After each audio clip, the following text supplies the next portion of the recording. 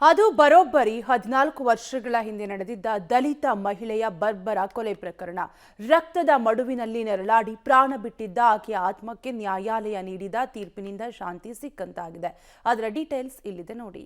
ಭಾರೀ ಸದ್ದು ಮಾಡಿದ್ದ ಡಾಬಾ ಹೊನ್ನಮ್ಮ ಕೊಲೆ ಕೇಸ್. ಕೊಲೆಗೈದ 21 ಅಪರಾಧಿಗಳಿಗೆ ಜೀವಾವಧಿ ಶಿಕ್ಷೆ ಪ್ರಕಟ. ಅದು 2010ರ ಜೂನ್ 28ರಂದು ಸಂಜೆ 7:30 ವೇಳೆ ತುಮಕೂರು ಜಿಲ್ಲೆ ಚಿಕ್ಕನಾಯಕನಹಳ್ಳಿ ತಾಲೂಕಿನ ಹಂದನಕೆರೆ ಬಳಿಯ ಗೋಪಾಲಪುರ ಗ್ರಾಮದಲ್ಲಿ ನಡೆದಿದ್ದ ಡಾಬಾ ಹೊನ್ನಮ್ಮ ಕೊಲೆಯಾಗಿತ್ತು. ಆ ಭೀಕರ ಕೊಲೆ ಪ್ರಕರಣ ಇಡೀ ರಾಜ್ಯಾದ್ಯಂತ ಭಾರೀ ಸದ್ದು ಮಾಡಿತ್ತು. ಕೊಲೆ ಪ್ರಕರಣವನ್ನ ಖಂಡಿಸಿ ಇಡೀ ರಾಜ್ಯಾದ್ಯಂತ ದಲಿತ ಪರ ಸಂಘಟನೆಗಳು ಬೀದಿಗಿಳಿದು ಪ್ರತಿಭಟನೆ ನಡೆಸಿದ್ರು.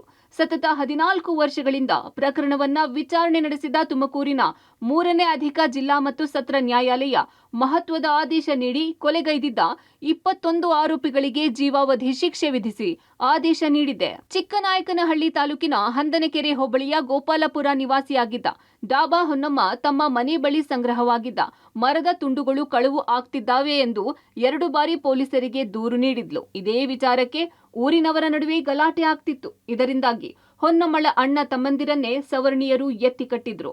ಹೊನ್ನಮ್ಮಳನ್ನ ಕೊಲೆ ಮಾಡಬೇಕೆಂದು ಪ್ಲಾನ್ ಮಾಡಿ ಆಕೆ ಡಾಬಾದಿಂದ ಮನೆಗೆ ಬರೋ ವೇಳೆ ಕಲ್ಲಿನಿಂದ ಜಜ್ಜಿ ಭೀಕರವಾಗಿ ಕೊಲೆ ಮಾಡಿದ್ರು. ಹೊನ್ನಮ್ಮ ಅನ್ನೋ ಒಂದು ದಲಿತ ಮಹಿಳೆ ಹಲವಾರು ಮರಗಳ ತುಂಡುಗಳನ್ನ ಅವಳ ಮನೆಯಲ್ಲಿ ಶೇಖರಣೆ ಮಾಡಿಟ್ಕೊಂಡಿದ್ಲು. ಪ್ರೆಸೆಂಟ್ ಆರೋಪಿಗಳು ಏನಿದ್ದಾರೆ ಅವರೆಲ್ಲ ಅವಳು ಸಂಗ್ರಹಿಸಿದ ಮರದ ತುಂಡುಗಳನ್ನ ಕದ್ಕೊಂಡು ಹೋಗ್ಬಿಡ್ತಾ ಇದ್ರು. ಈ ಸಂಬಂಧ ಅವಳು ಏನ್ ಮಾಡ್ತಿದ್ಲು, ಕನ್ಸರ್ನ್ಡ್ ಪೊಲೀಸ್ ಸ್ಟೇಷನ್ಗೆ ಹೋಗಿ ಅವ್ರ ಮೇಲೆ ಕಂಪ್ಲೇಂಟ್ ಕೊಡ್ತಾ ಇದ್ಲು. ಈ ಹಿನ್ನೆಲೆಯಲ್ಲಿ ಅವರಿಗೆ ದ್ವೇಷ ಬೆಳಿಲಿಕ್ಕೆ ಸ್ಟಾರ್ಟ್ ಆಯ್ತು.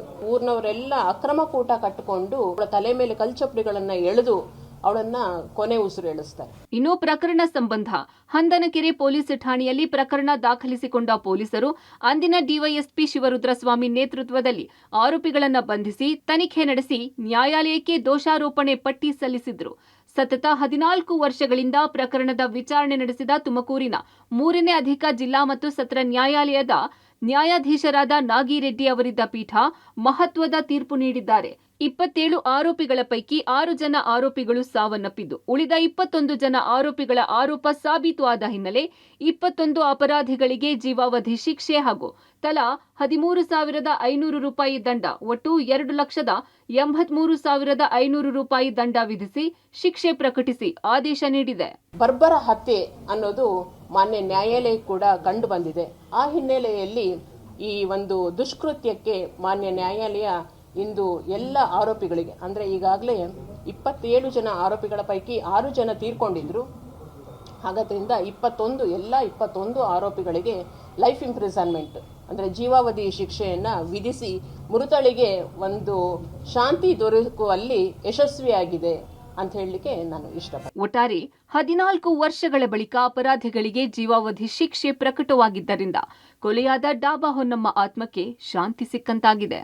Manjunatha Talamakki, public TV, Tumakuru.